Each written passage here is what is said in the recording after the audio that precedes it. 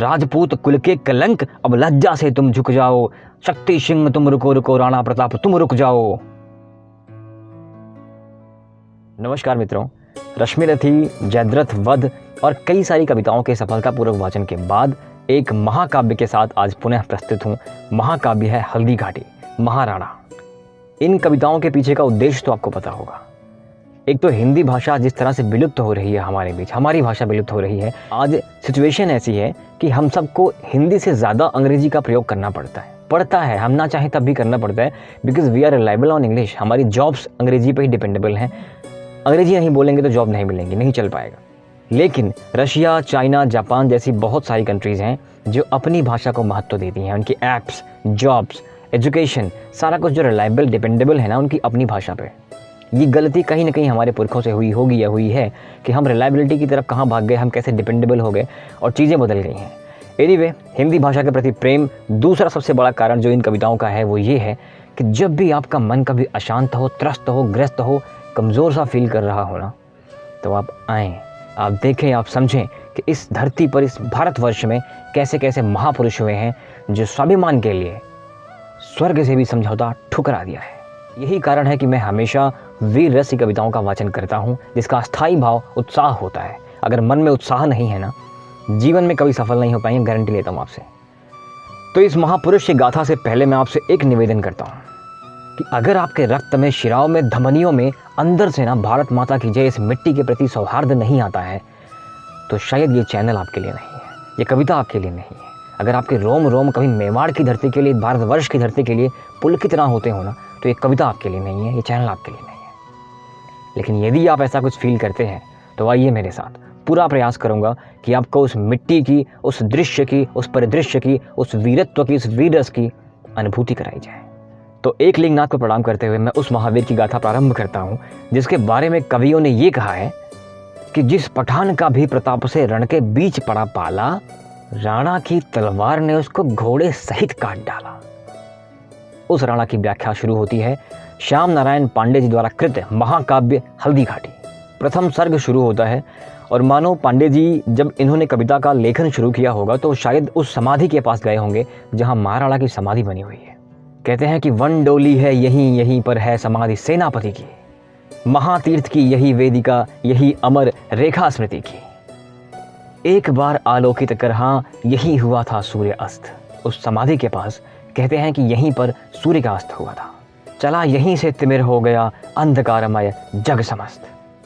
आज यहीं इस सिद्ध पीठ पर फूल चढ़ाने आया हूँ, आज यहीं पावन समाधि पर दीप जलाने आया हूँ, आज इसी छतरी के भीतर सुख दुख गाने आया हूँ, सेनानी को चिर समाधि से आज जगाने आया हूँ।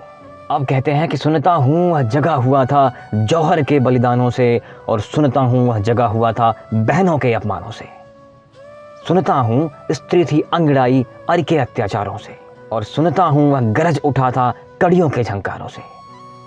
और सजी हुई है मेरी सेना पर सेनापति सोता है, उसे जगाऊंगा विलंब अब महासमर में होता है। आज उसी के चरणामृत में कथा कहूँगा दीनों की, आज यहीं पर रुदन गीत मैं गाऊंगा बलहीनों की। आज उसी की अमर वीरता व्यक्त करूंगा गानों में, आज उसी के रण कौशल की कथा कहूँगा कानों में। इसलिए सुनिए पाठक, तुम भी सुनो कहानी आंखों में पानी भरकर। पांडे जी कहते हैं कि पाठक तुम भी सुनो कहानी आंखों में पानी भरकर, होती है आरंभ कथा अब बोले मंगल कर शंकर। और परिदृश्य ये है कि मुगलों के आक्रमण से परेशान मेवाड़ी तलवारें निकल पड़ती हैं। मेवाड़ियों का रक्त उमड़ रहा है। अब रक्त की प्यासी तलवारें म्यान में जाने को तैयार नहीं है। क्या किया जाए? एक अखेट होता है जिसमें राणा भी जाते हैं, उनके भाई शक्ति सिंह भी जाते हैं, और प्रजा भी जाती है, सैनिक भी जाते हैं, राजपुरोहित भी जाते हैं। तो इस प्रथम सर्ग में आज जो कहानी है वो शक्ति सिंह और राणा प्रताप के बीच जो लड़ाई हुई थी, जो मनमुटाव था, जिस कारण से राणा और शक्ति के बीच लड़ाई हुई थी, वो प्रसंग यहाँ पे प्रस्तुत है। इसी समय मेवाड़ देश की कटारियां खनखना उठी, नागिन सी डस देने वाली तलवारें खनखना उठी। धारण कर केशरिया बाना हाथों में ले ले भाले, वीर महाराणा से लेखिल बोल उठे भोले भाले। विजयदशमी का अवसर था उत्सव के बाजे बाजे, चले वीर आखेट खेलने उछल पड़े ताजे ताजे। और राणा भी आखेट खेलने शक्ति सिंह के साथ चला। और पीछे चारण वंश पुरोहित भाला उसके हाथ चला। लेकिन क्या होता है कि भुजा फड़कने लगी वीर की, अशकुन जतलाने वाली। अपशकुन होता है कि भुजा फड़क रही है, और अपशकुन क्या होता है कि गिरी तुरंत तलवार हाथ से पावक बरसाने वाली। जो आग बरसाने वाली तलवार है वो हाथ से गिर जाती है, अपशकुन होता है। बतलाता था यही अमंगल बंधु बंधु कारण होगा, यही भयावह रण ब्राह्मण की हत्या का कारण होगा। अभी दृश्य आगे आता है, मैं आपको भी एक्सप्लेन नहीं कर रहा हूँ। आगे आता है कि एक ब्राह्मण की हत्या कैसे होती है और बंधु दोनों बंधुओं में रण कैसे होता है। लेकिन जब रक्त उमड़ जाता है एक क्षत्रिय का तो रुकते नहीं है वो। पर अशकुन की परवाह न की, वह आज नहीं रुकने वाला। अहो हमारी स्वतंत्रता का झंडा ना झुकने वाला। अब घोर विपिन में पहुंच गए, कायरता के बंधन तोड़े, हिंसक जीवों के पीछे अपने अपने घोड़े छोड़े। भीषण वार हुए जीवों पर, तरह तरह के शोर हुए, मारो ललकारों के रव जंगल में चारों ओर हुए। हर तरह एक ही चित्कार सुनाई दे रही है, मारो ललकारो पकड़ो फाड़ो, क्योंकि आखिर चल रहा है। अब वहां पर आखिर चल रहा है, कहीं शेर है, कहीं भालू है, कहीं बाघ है, कहीं चीता है, कहीं सियार है, आखिर हो रहा है। नरम हृदय कोमल मृग छौने डौंक रहे थे इधर उधर, एक प्रलय का रूप खड़ा था मेवाड़ी दल गया जिधर। जहां मेवाड़ी दल जाता था मानो उन जानवरों के लिए एक प्रलय खड़ा है। पांडे जी लिखते हैं कि वहां मेवाड़ी तलवारों से एक हाहाकार प्रलय सा मच गया था जंगल में। लेकिन क्या होता है कि एक केसरी सोता था वन में गिर के गह्वर में। जहां पे ये कोलाहल चल रहा है वहीं पे एक सिंह राजा सो रहा है। पहले तो इन शोरों को इग्नोर करता है कि ये व्यर्थ का प्रलाप कौन कर रहा है, व्यर्थ का कोलाहल कौन कर रहा है।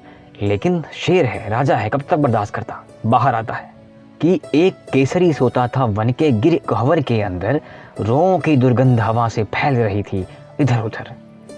इस कलकल से जग गया केसरी, अलसाई आंखें खोली, झुझलाया कुछ गुर्राया, जब सुनी शिकारी की बोली। और जब शेर उठता है, गुर्राता है, नाद करता है, फिर क्या होता है? शिला शिला फट उठी हिले तर, टूटे व्योम बितान गिरे, सिंहनाद सुनकर के वो जन चित्त पट्ट उतान गिरे। कुछ जनता वहां पे क्या करती है, नाद सुनकर के चित्त गिर जाती है, पट्ट से गिर जाती है।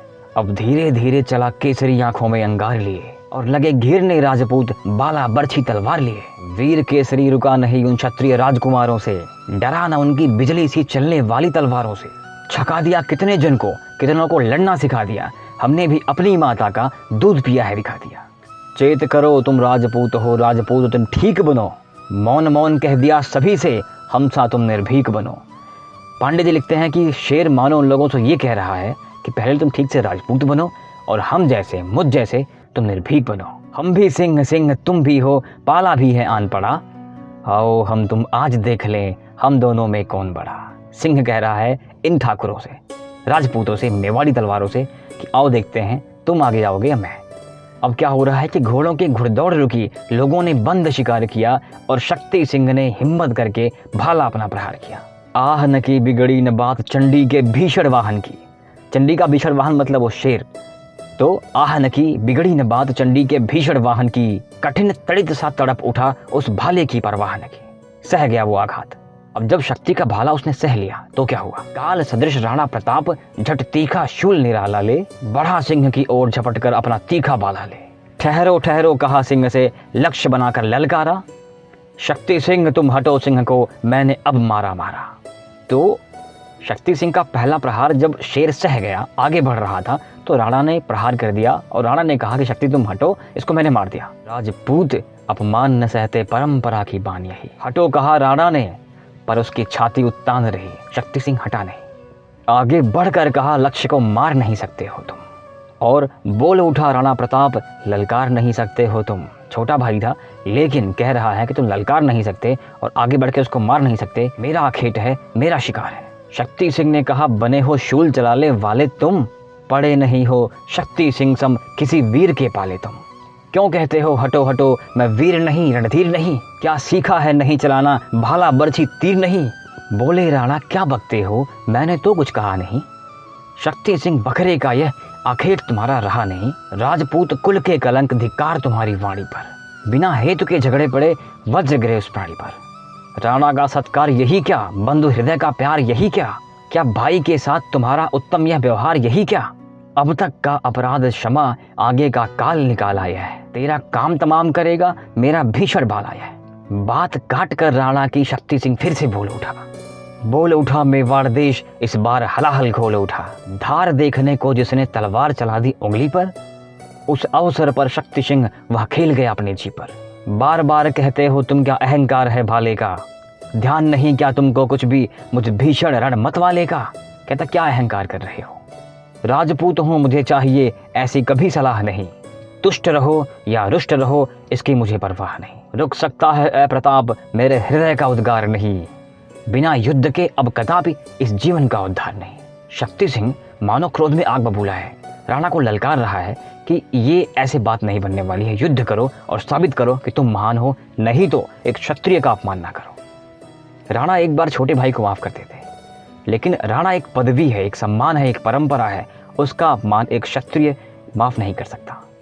अब युद्ध शुरू होने वाला है दोनों भाइयों के बीच एक छोटी सी बात को लेके, जो कदाचित इतने शौर्यवान और वीरों को शोभा भी नहीं देती। उस छोटी बात के लिए युद्ध हो रहा है छोटे भाई में और बड़े भाई में कि लगी बरसने चिंगारी राणा की लोहित आंखों से। क्रोध बढ़ा, आवेश बढ़ा, अब युद्ध न रुकने वाला था। कहीं नहीं पर यही हमारा मस्तक झुकने वाला था। तनकर राणा शक्ति सिंह से बोला ठहरो ठहरो तुम, ऐ मेरे भीषण भाले भाई पर लहरो लहरो तुम। पीने का है यही समय इच्छा भर शोणित पी लो तुम। बढ़ो बढ़ो वक्षस्थल में घुसकर विजय अभी लो तुम। छाती चीरो और विजय ले लो।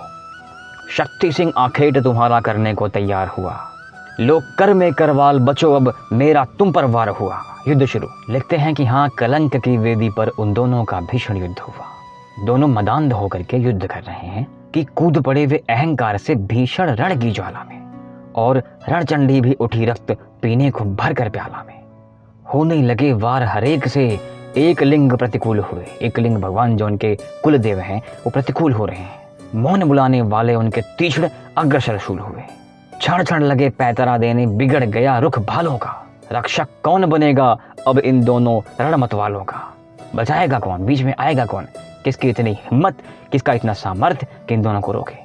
दोनों का यह हाल देख वंदे भी थी उर फाड़ रही, भाई भाई के विरोध में, और कांप उठी मेवाड़ मही। मेवाड़ की धरती कांप जाती है। लोग दूर से देख रहे थे भय से उनके वारों को, किंतु रोकने की न पड़ी हिम्मत उन राजकुमारों को। लोग बस देख रहे हैं, किसी का सामर्थ्य नहीं उनको रोक दिया जाए। दोनों की आंखों पर पर्दे पड़े मोह के काले थे, और राजवंश के अभी अभी दो दीपक बुझने वाले थे। तब तक नारायण ने देखा लड़ते भाई भाई को। नारायण जी कुल पुरोहित पंडित जी थे। उन्होंने जब देखा कि ये दोनों क्षत्रिय राजकुमार आज लड़ रहे हैं, अनर्थ होने वाला है, तो उन्होंने क्या किया। रुको रुको कहता दौड़ा, कुछ सोचो मान बढ़ाई को। कहते हैं कि रुको, कुछ सोचो, बुद्धि से काम लो, विचार से काम लो, अपनी बढ़ाई को समझो, मान को समझो, ये कर क्या रहे हो तुम दोनों। कहा डपट कर रुक जाओ, या सिसोदिया कुल धर्म नहीं। भाई से भाई कारण, या कर्म वीर का कर्म नहीं। पंडित जी अपना प्रयास करते हैं कि युद्ध को रोका जाए, उपदेश दिया जाए, ज्ञान दिया जाए, और उनको बताया जाए कि जो हो रहा है वो गलत हो रहा है। लेकिन होने को कौन टाल सकता है। राजपूत कुल के कलंक, अब लज्जा से तुम झुक जाओ। शक्ति सिंह तुम रुको रुको, राणा प्रताप तुम रुक जाओ। चतुर पुरोहित की बातों की दोनों ने परवाह न की। अहो पुरोहित ने भी निज प्राणों की रंचक चाह न की। उठा लिया विकराल छुरा छाती में 12 ब्राह्मण ने, उन दोनों के बीच बहा दी शोणित धारा ब्राह्मण ने। मेवाड़ की धरती पर शत्रु आ चुका है, और हमारे दो होनहार वीर कैसा अनर्थ कर रहे हैं, मूर्खतापूर्ण कार्य कर रहे हैं। ये मुझसे नहीं देखा जाएगा, और मेरे समक्ष ये हो नहीं सकता। छुरा उठाया ब्राह्मण ने, नारायण जी ने, और छाती अपनी भेद दी। खून की धारा उन दोनों के बीच जो लड़ रहे होते हैं बह जाती है। वन का तन रंग दिया रुधिर से, दिखा दिया है त्याग यही। निज स्वामी के प्राणों की रक्षा का है अनुराग यही। वो स्वामी ही थे, आपस में मर जाते मेरे सामने, मैं क्या करता।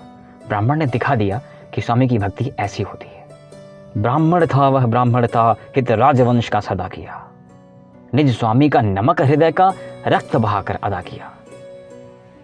अपने स्वामी का नमक का ऋण अपनी छाती चीर करके, अपना खून बहाकर ब्राह्मण ने अदा किया। युद्ध तो अब रुक जाता है, लेकिन इस ब्राह्मण की हत्या का दंड किसको मिलने वाला है। मिलते हैं कल। जय हिंद।